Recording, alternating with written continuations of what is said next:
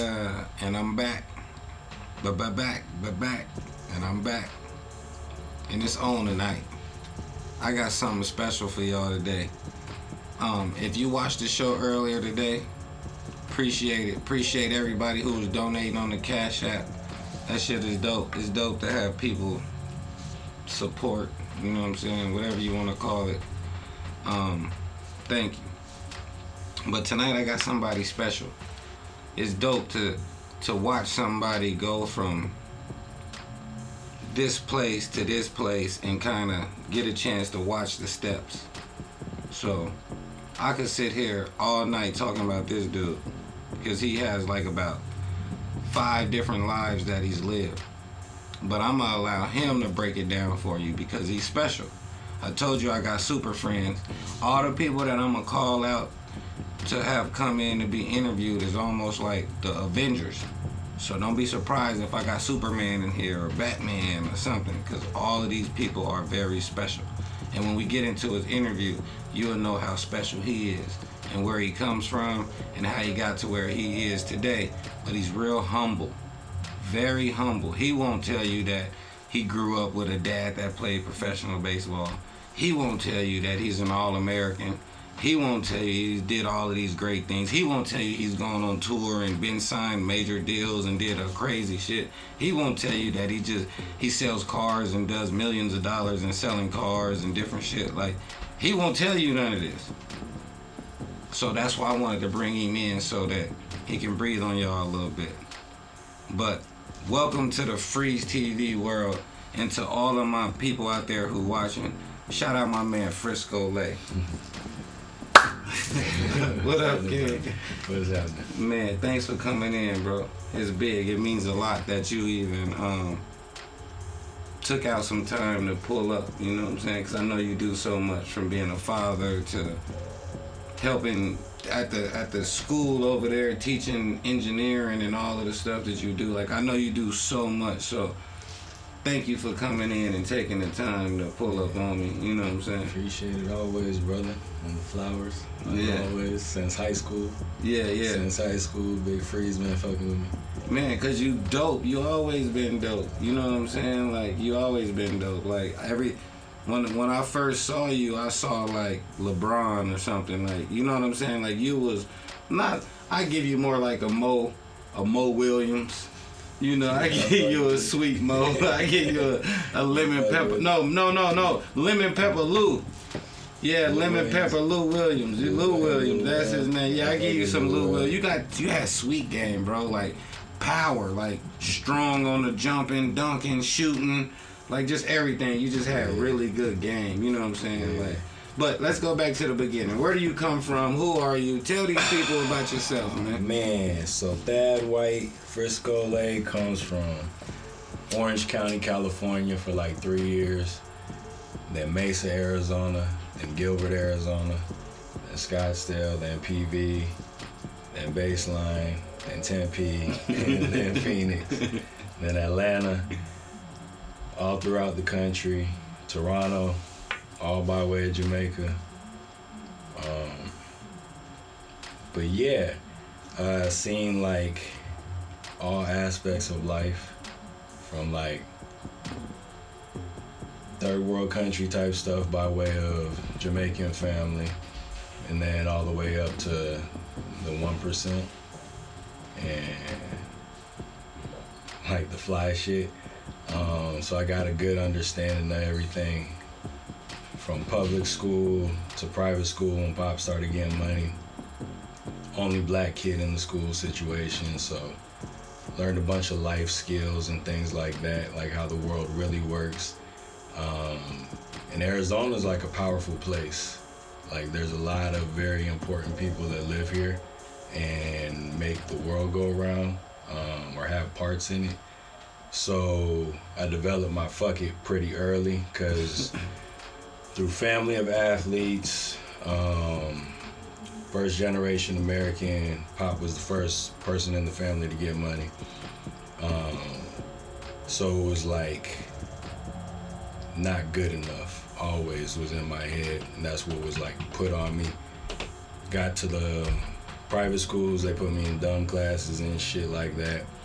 Wasn't dumb by any means, just they are taught things. But when you say not good enough, elaborate on that. How did you feel going through that vibe? Like, knowing that you were good enough. Well, so shit, I knew what I could do, but I never had the opportunity to do it. And like to take it in sports, that'll get you like put on the bench and shit. Like that's the era that we, if you don't listen to the coach, you don't play. And switching schools and all that, like that wasn't my family. It's like so I never had a coach that fucked with me, like ever. But I was good, so he had to play me.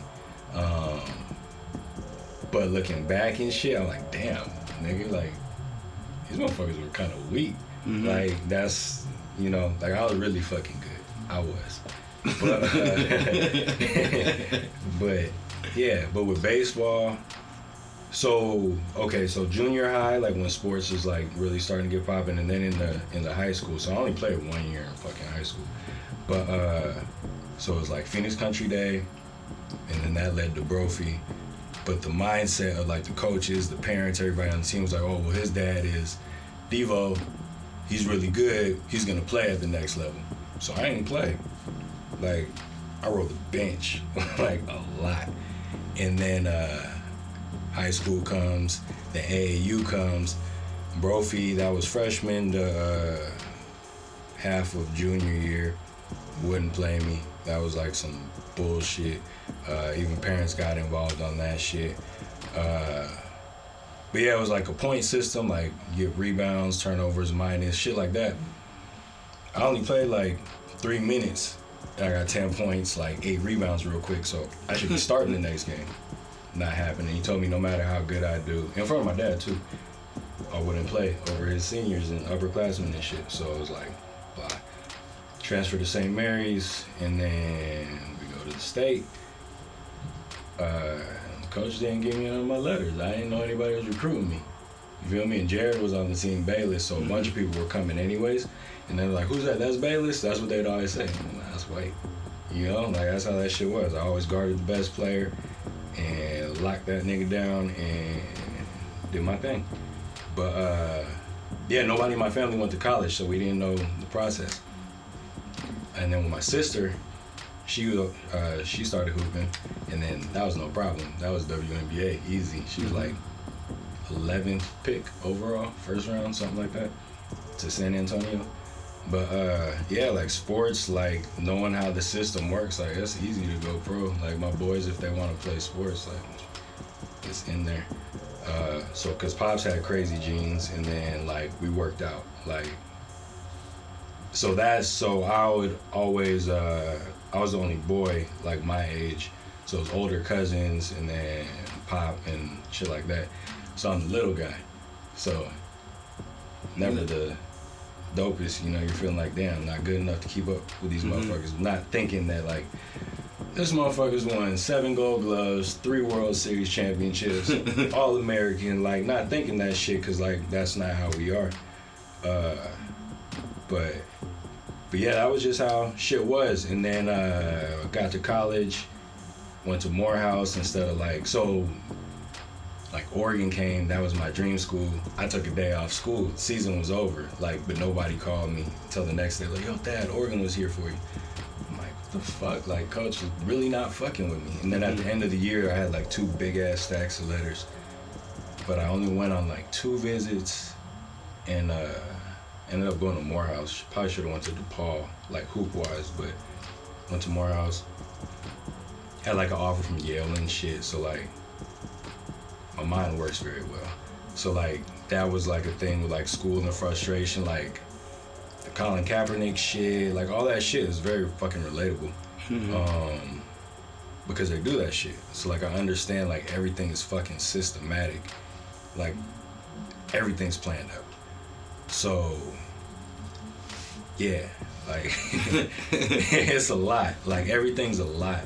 That's why I like don't talk. No, it's that's like all it's a good. lot, and like nobody really wants to hear everything about shit. That's but why everything's what matters But that's why together, that's why I wanted to talk to you, because I think it's so many people out there who are chasing these same dreams that we chase, and it's only so many people who has been able to achieve like so many different things, and a lot of your success and the things that you've done have mainly came from your brain.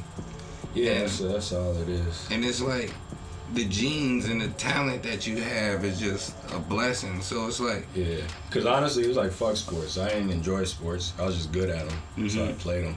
But then with all the politics and shit, it was easy to say like fuck sports. Because like in college, at Morehouse, there was some sweet hate going on. Because I got there, I was 17, just turned 18. Everybody else on the team was like 22. So everybody was way stronger and shit. So like the first couple of weeks, it was like, damn, yeah, I'm gonna go ahead and redshirt. But after those 4 weeks, like I went from like 160 to 190 and got like real fucking strong and shit. And they wanted to test me for steroids and shit. Like shit was fucking wild. But then he wouldn't pull my red shirt. And I shit you not, there was a week of practice, I didn't miss a fucking shot. Not one fucking shot. Because I was in the gym all day. I would just be in the gym shooting and shit, and then in the weight room. Like that's it. I would cut class and all types of shit. Just be in the cafeteria eating and then just doing that shit. you was locked in. I was locked the fuck in. Like shoot from deep, like easy, like, cause Jared, like, you know, Jared, like he went number like 11 or 16 or something overall. Like he went first round and shit. Like that's always what we've been around, is just top notch shit, as far as that goes. But yeah, so it was easy to just say fuck sports and just like do shit and try shit. Cause at the end of the day, like I can't get a job. Like that shit's always been so hard for me to get a job. I'm either overqualified or underexperienced, so they say, blah blah blah. And this was before, like when I just had the Evie Stevie, you remember, no tats, low fade. They weren't fucking with me, so I was like, fuck it then. You So had I'm a doing my way, complexion and right. So and then like with as far as like Pop's connection, like if it's not sports, like there's nothing for me. Like as far as what he can do for me. So yeah, so it was like never, there was no allowance, no trust fund, no shit like that. Like just regular, but just he's had a lot of money. And then he got fucked over on a big a business deal, and he lost like a bunch of M's, and it was like fucked up. Like the dude fucked him over, so it was like learning. I learned a lot through that shit. Like he showed me how to do LLC when I was 17, so like I've always had one and shit. That's how he pays his bills and does all this shit. Like so, but he learned that just by like people fucking with him through baseball, and baseball is a lot like America. Like that shit is not the business for people of color and shit like that. And then but yeah, but like I don't know, there's a bunch of shit. No, that's all good. A bunch of shit. But being in Morehouse, that gave you a lot of culture. It introduced you to a lot of different. So Atlanta more so than Morehouse. Like I won't slander Morehouse, but they didn't do right with me either. Like my dorm room flooded out, and they didn't put us anywhere. And like there was mold and shit, and we got sick. We slept in like the dorm lobby for a minute, and then like it was whack. Like it was fucking whack. But it was very dope at the same time, cause like the building hadn't been renovated since like 1960 or something like that. And it was like W.E.B. Du Bois. Like I got that tatted on my hand now, Talented 10th shit. And that's pretty much, there's the belief of, in the African American community, there's a top 10%, and their job is to educate and uplift the rest, because everybody should be strong with it. But the way that America's set up and what it's set up for doesn't want that to happen. So there's like a bunch of shit. But like that's the boule, bro. You talking about the black Illuminati. Nah, it's like, cause like, okay, so like with music and shit, being into that shit, like that shit, like, that shit's like real. But yeah, but like you just don't have to fuck with shit. It's like when you can go to any neighborhood and be fine if you mind your fucking business. You just do what you're supposed to do. And like that works in life, period. But it's the harder way. Like, if you're like a fuckboy, you can succeed quicker. But I'm not okay with that. Like, it doesn't sit well with me. Like, if shit doesn't sit well with me, like, I won't do it. Cause I'm like, I'm cool, but I'm like pretty angry. Just cause of like the reality of life and shit. Like, it can be very great, but it's also like, there's a lot of fuck shit going on. Yeah. And it bothers me. Why does it bother you? Cause it's not right, and it doesn't have to be. We was talking about this on live earlier today. One of my friends said, if you want a 600 bands, you should have to do 600 hours of community service. If you wanna, like, he was like, Or just do shit, cause it's like, I've given away my last like a bunch of times. Like, I've had no money in my pocket, and people are like, oh, Thad's got it. He's got it. I've had like negative shit, and people like, Thad's got it. But like, I'm like, I'm gonna figure it out. Like, I always figure it out. Cause there'll be a day like, shit, we're like negative. It's like, shit, somebody just fucking scammed our account and we're like negative, like tens of thousands. And like, it took a minute to get it back. But in between that time, like, you gotta figure that shit out. Cause like, the cars is like $1 million in sales, but not $1 million in profit. And it's cool, like, yeah, we did that shit. Like, we did over $1 million in sales and shit, but it's like, fuck, it's still, like, even if it was $1 million in profit, it's not shit. People are pissing that money. Can't buy a nice house with that shit still. Like, it's just, there's a lot. And like, there's a lot of people that I like fuck with that like I have plans for and shit. But yeah, like, just the way of the world, cause like, I've been fucked over a lot. Like, that's why I like don't really, like, I'm by myself. Like, I've been fucked over a lot, and then motherfuckers will tell you the opposite. But I was never, like, we're not raised to, like, wolf back and forth like that. It's like, yo, you were always around me, so, like, I shouldn't have to pull up on you with the problem. And it's not that serious to me, because, like, you're gone now. Like, I have to continue doing whatever, like, I gotta be doing. But then, like, a couple years later, then there's, like, a message like, oh, my bad, blah, blah, blah. I'm good, but, like, I can't even fuck with you like that, because I wouldn't do that shit to you. So, yeah, it's just a lot. And then I have, like, same friends from, like, high school days, like my brothers to death, and specifically KB, like, we talk a lot. And, yeah, like, he keeps it funky with me always, so I'm, like, I'm biased to myself and all that shit.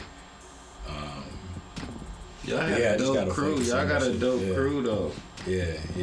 But it's just, just stay focused and keep going, because everything's just about creative stuff. When did you get into music? So that was like 2009.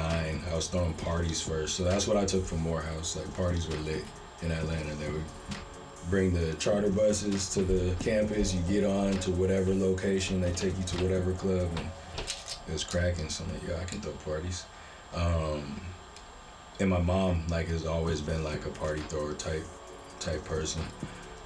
So I started throwing parties, and then somebody from high school was like, I have a label, and then got with them, we merged that, and then I sold my car and bought studio equipment, and then, like, we got cracking. You was all in. Yeah, always. You know, I'm trying to explain to these artists that I work with the importance of being all in. Like, yeah, literally everything I've done, like, everybody said, like, it's stupid.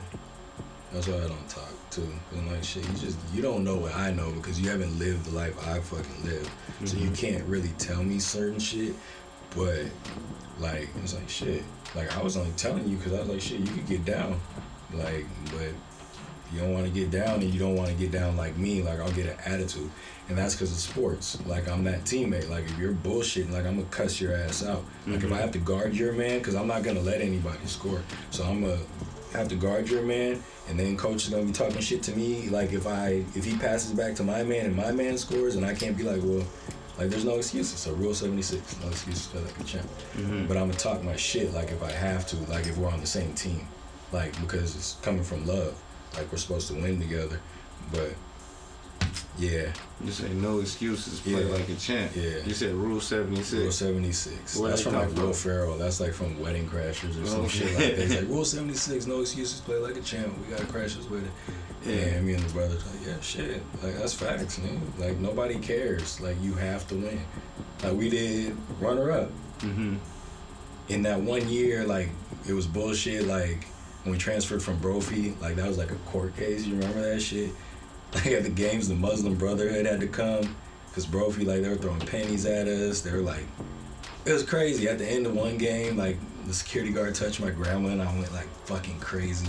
Like I went fucking nuts. And then at the next day at school, they called me in the office like, yo, but the motherfucker touched my grandma. Why you mad at me? Like, this shit was fucking wild. Shit was fucking wild. But, yeah, I don't even, all this shit's like fucking. No, it's all good. We was talking about music. You sold your car to get the Oh, equipment. yeah, but like all in, Rule 76, no excuses for the champ. So that's when you did the studio over at when you built the studio? No, so that was the second one. So the first one, I had a Benz and I sold it cheap, but I bought the Digi 8, the 8 channel console, Avalon preamp 737, a Neumann U87 mic, and then we had the Mac computer, and then Big Baby had like Mustafa do the plugins and all that type stuff. Rock gave me the first mic we had by way of Darren. I don't know what that was, but like, yeah, like I saw the town. There was the band, like everybody was dope. Like I thought it was dope. So I'm like, shit. I asked Tyler, I'm like, what do we need? And he's like, first we need to make the music. I'm like, well, what do we need to make like the shit that can be on the radio? And then went to Scottsdale Community College for like, I don't know, a semester or two to do the music program. No, that was before that. I just took the engineering class. It was just a class because they had the board in there and whatever. So I got the book, like, got the gist of it, and then sold the car and then started getting stuff. And then everybody pretty much learned together. Like we were in there 365 for like 3 years straight.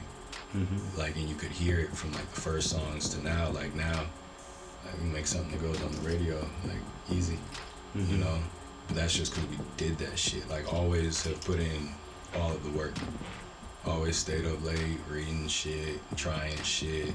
Like I've done a bunch of shit that didn't work out, but I've also done a bunch of shit that I ended up being good at. So it's just like whatever hits is what I'm gonna go with. Cause like you said, like it's just moments. So like shit, you already know, like music will get slow unless you're like putting big money behind it and doing like the politicking shit. That's the part that I don't like. Yeah, I don't mind putting the money behind it, but I don't want to do the politicking part. Yeah, and you got to. Or have somebody do it for you, which requires more money. So it's like, shit, my mentality of it is just get like a really nice system going where the bag is coming in real comfortably, and then I can do whatever with music. Because I have another label. Like, I'm going to do this Think Rich one. Like, I'm going to stay with this one. How did you end up on that crazy tour that I saw you on for a couple years? It seemed like a year or two you was all over the world. So that was like right after the Broke Rich Kids, and I sold the studio, and then somebody hit me on Facebook like, do you have a studio and beats? And like, I can situate you. So I took them to the salt mine, and then I like got all of our beats together, and then gave them beats. It was for this label, and it was for one of their artists that they had just signed. So we go to the salt mine. So first, like, we do the transaction at the Phoenician. They had a villa and whatever. So we were there, or Cabana, whatever the hell, both. But they were like, come to the studio, bring the beats, blah, blah, blah. And then I'm like, well, shit, you guys, because I saw them, they just cut them a check for like some thousands. So I was like, shit, you can have these beats, just like let's develop a working relationship or whatever. So we go to the studio and the dude didn't show up. And then they were like, Big Baby came, and then they asked me like, you make music, right? I'm like, yeah. And like, do you have anything to record? I'm like, I can record something. And then I recorded this song, and they were fucking with me. And then Big Baby was there too, so he like made I don't know if he made the beat then or it was one of them that he had already made or whatever.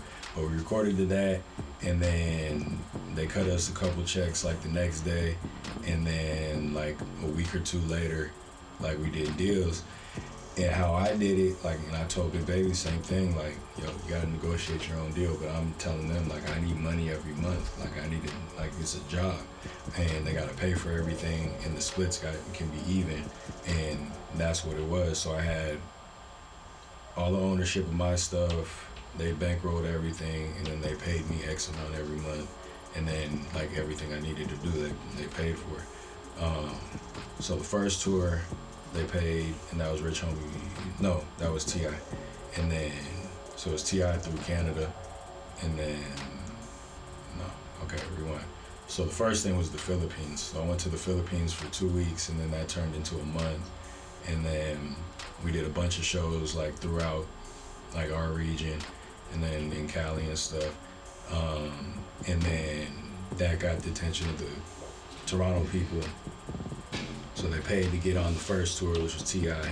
And then the next one was Rich Homie. And so the situation was supposed to be pay one, next one taken care of, third one get paid for. And then it was like Jeezy, but like they ran out of money or something like that. So the tour never fell through. But yeah, but it was all through Canada, like 2 times. And then that's when I realized, like, just a bunch of shit, cause like I was getting,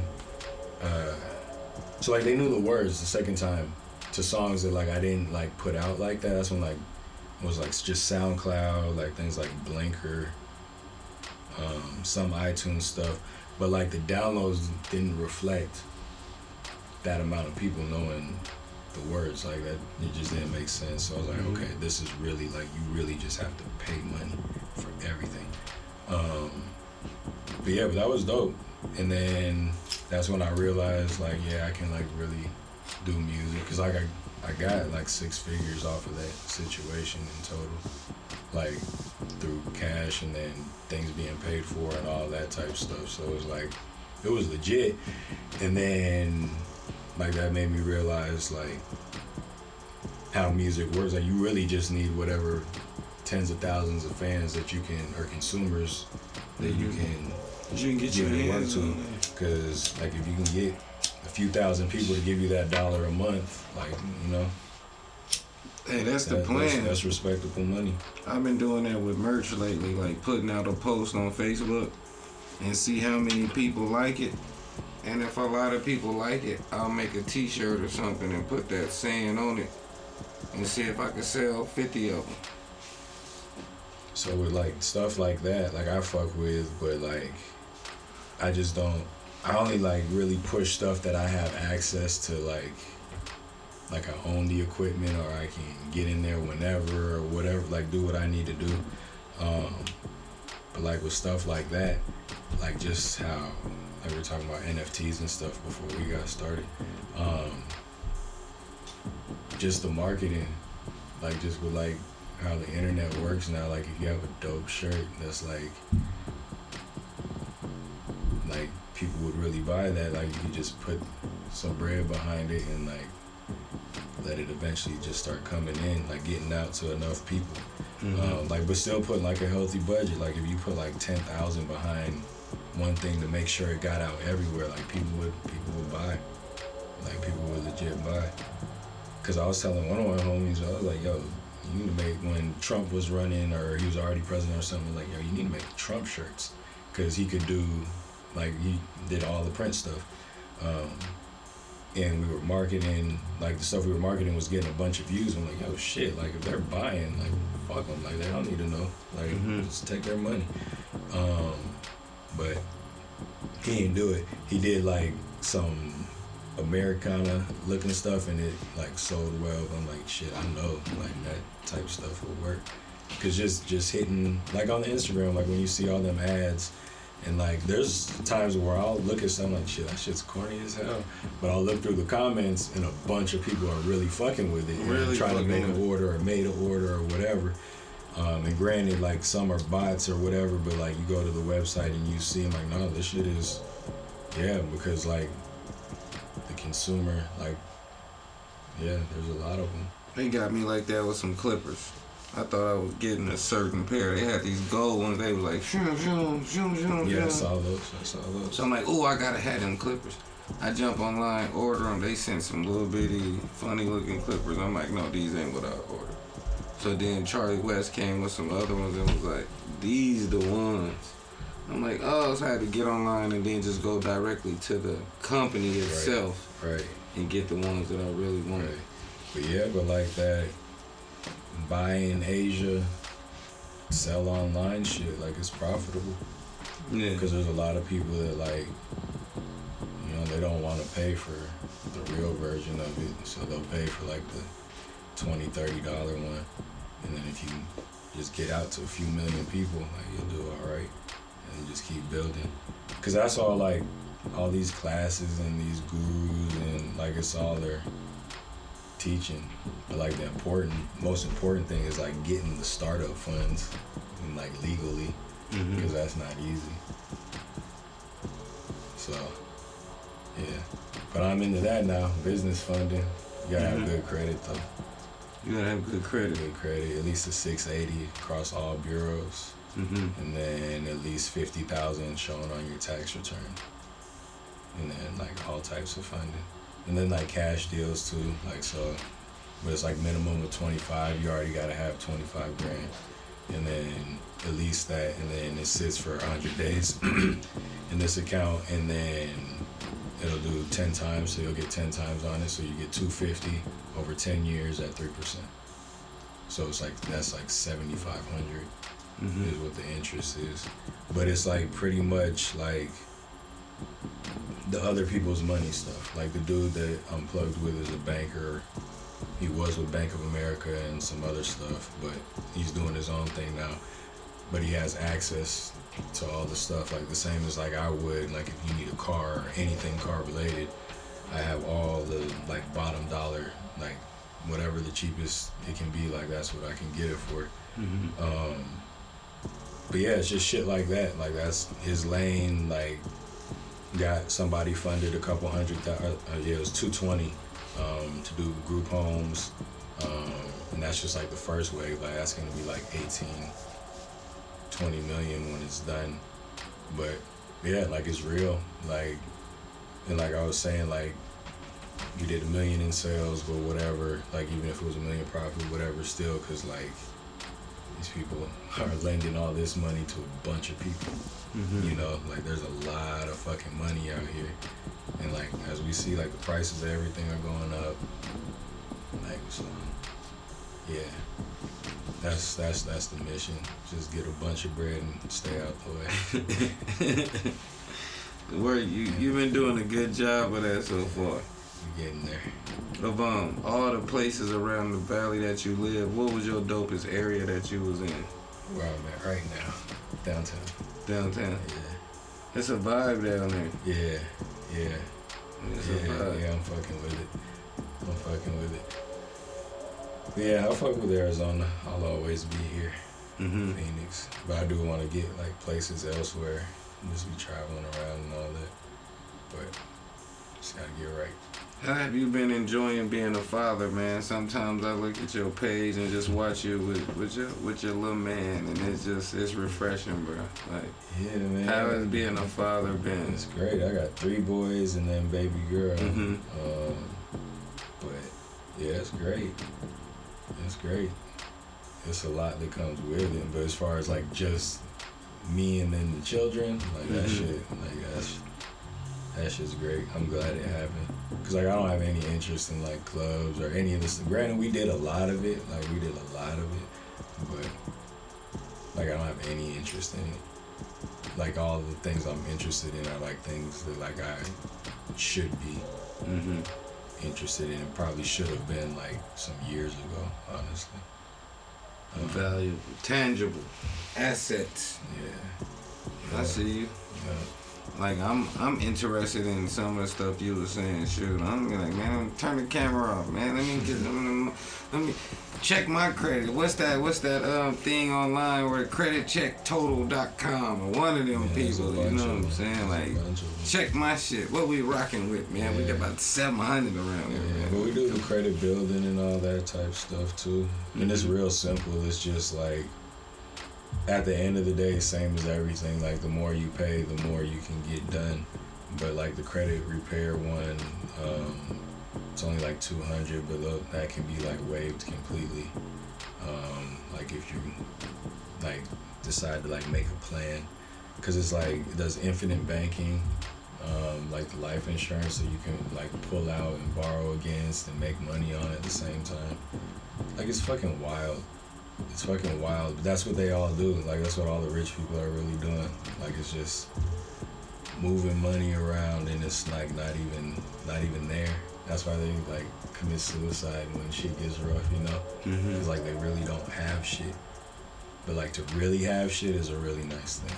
Like, that's a comfortable life that I experience, and like, yeah, that's the one that I want for me and my family. So that's dope. We're going for it. So, what's the plans in the future? Where we going with this? We just gonna have money and stay out the way?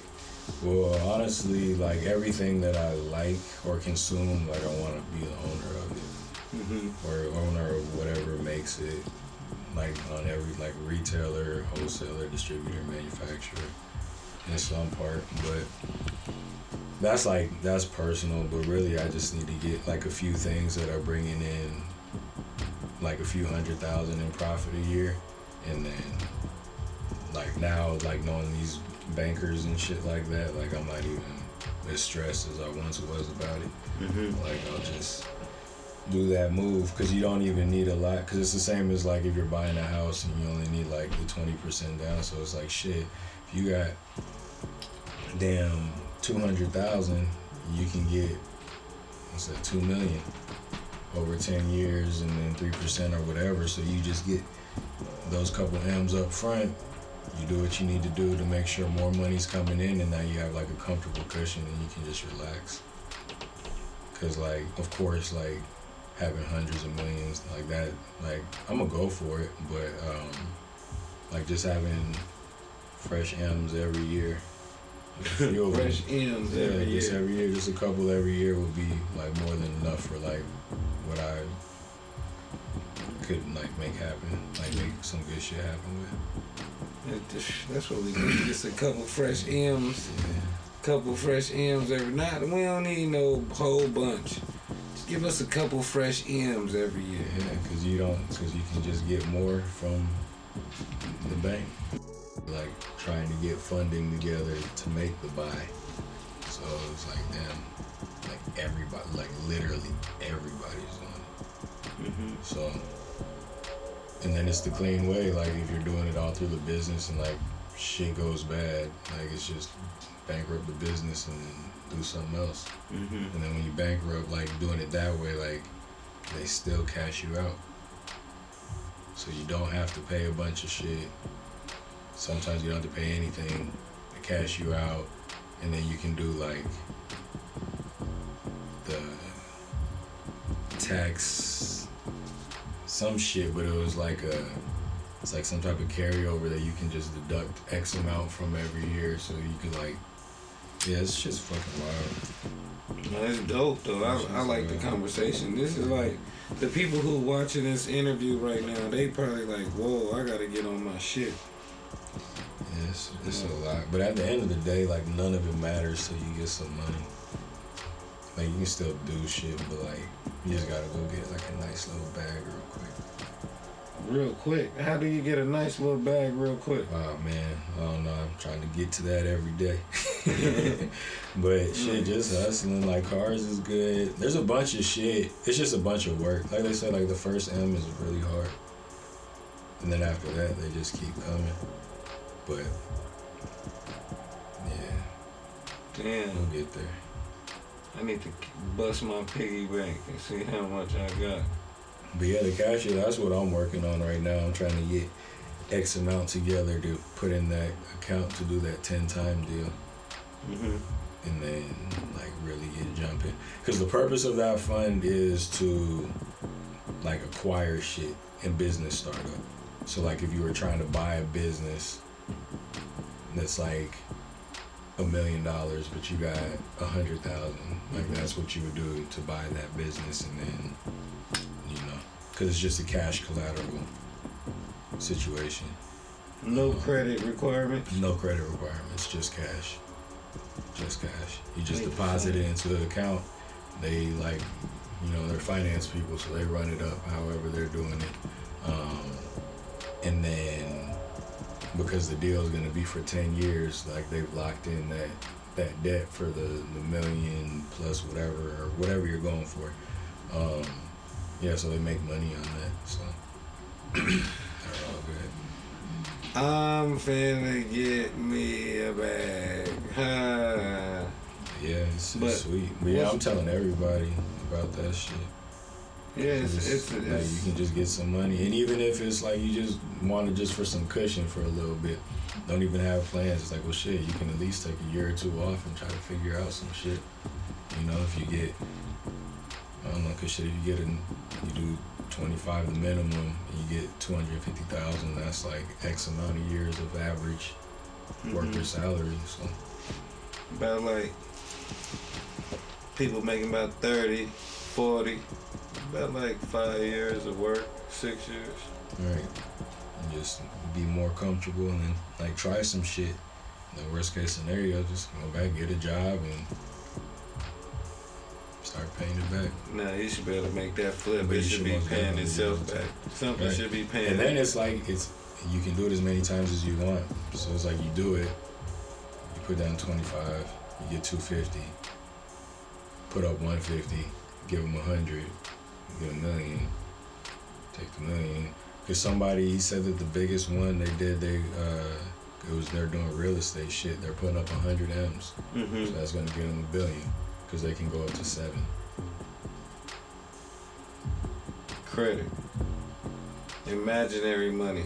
Imaginary money, but it comes back. All in the zeros but your debit card can pull it out. And then they buy a bunch of warehouses and commercial properties and all that type stuff, and then they make that money like crazy, but they have 10 years to pay it off. And then you can just keep going. You got the wheels in here just spinning like. Yeah, so that's what I'm on, like, cause I didn't really understand. So I knew stocks and all that, like I've been a pretty good guesser, but like, yeah, you just gotta have like significant. Well, you gotta be able to lose that money. You know, if shit just goes bad, you gotta just lose it. And I haven't been in that situation where I was comfortable losing whatever amount like that. But like the finance part of it, I'm not gonna jump off no building, but I might cry if I lose 25,000. I'm gonna cry. Yeah, but the finance part of it, the banking part, like I knew nothing about, but like it just connected however it did. And now with the cars, and I learned a bunch from them. It kind of like all go together. Yeah, so pretty much, it's everything's the same. Like cars are the same as music. Like still gotta market the car, put it out there, make sure like everything's the same. Music, there's definitely no rules, but like business-wise, business is business. Are you gonna put out any more music? Yeah, I'm gonna keep doing that. I put out some stuff. It's like I put out like 4 things over the last couple of years, and like once I get situated, I'll just like push that, like shoot videos for all those songs and like do that. But I'm not worried about that right now. Man, that's crazy. You got me not worried about no music either. Goddamn, I'm worried about the 10 to 10. Yeah, the 10 to 10 to 10. 10-time deal, man. Yeah, the 10-time deal. Yeah, that's the one. So I'm finna go home and break my kids' piggy bank. I'm putting up the children's fund, everything. I'm pulling out everything, putting it all on the line. With the kids, I gotta show you the infinite banking stuff too. Cause it's like if you put like 100 in an account for your kids, by the time they're like 18, it'll be like if you started like as a baby, by the time they're 18, it'll be like a couple $100,000, and then like you can do a whole bunch of stuff with that money.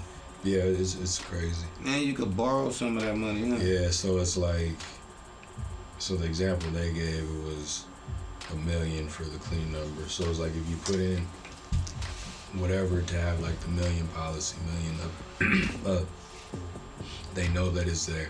So it's sitting in there and it's gaining, what is it? It's gaining 7%. And then on that same $1 million, since it's there, you can borrow from it as if it's its own thing. And so you could take like that whole $1 million out, still be getting paid that 7% on the $1 million, but the $1 million that you just took out, you'd have to pay 4% on. So then with that 7 and 4, that leaves you still with 3%. So essentially that's like, what was that, 30 or 300,000? 300. It's 300. But like essentially that's what you have like off top. That's just straight profit off of that situation. But it was like only like nationwide, and then some Japanese insurance company. Like only a few of them do it. But yeah, but these guys like they know That's their a shit. lick. Yeah, but that's the move. I need to get on that. Cause it's like, I know some people who do that now though. yeah, But that's like live off of a insurance. better 401k.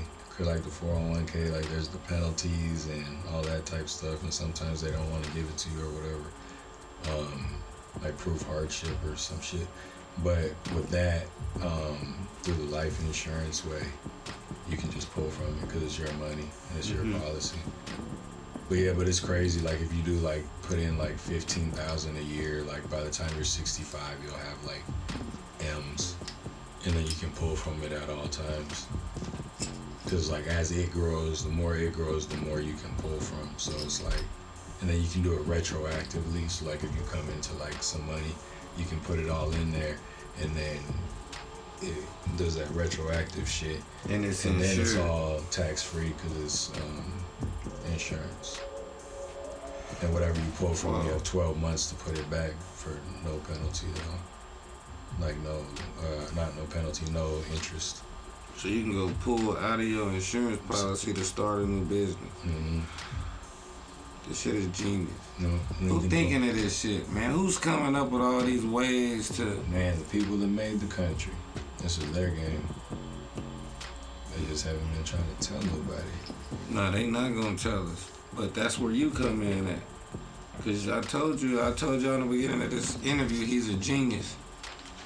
Man, before we get out of here, let these people know where they can find you if they want some mentorship, if they want some game, if they want to support the movement, anything, just whatever.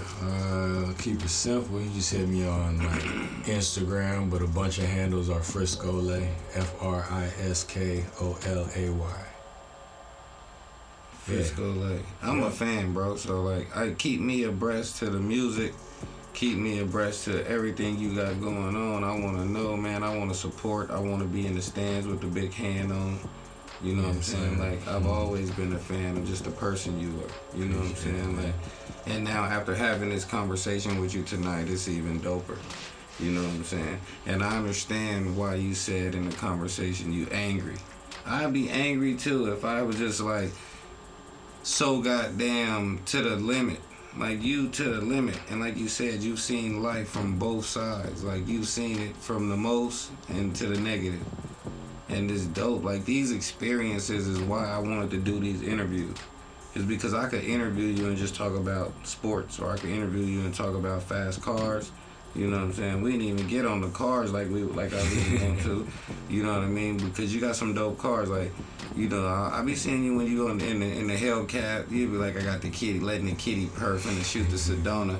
Like, you know what I mean? Like I be seeing you. You know what I mean? Like no, but that's inspiring, man. Like it's like I say in one of my interviews, there's a couple people who I talk to that I admire. You know what I'm saying? And the word is admiration. You know what I'm saying? Like I haven't figured out a different word, but that's the dopest word that I've came up with to kind of like describe how I feel about you and some of my other friends that I've seen just make shit happen. You know what I'm saying? It's admirable. And a lot of these people, they be so caught up in the car that you drive in, or caught up in watching you dunk on somebody, or watching you perform a song, or do all of these different things, which are really just a whole bunch of different masks that Daddy is White can put on. You know what I'm saying? Like, you a dope person, bro. Like you know what I'm saying? Like I don't know, man. So thank you for taking out the time to just let some of my friends and some of the people who watch my channel get into your brain. You know what I'm saying? Because I know they've been wondering.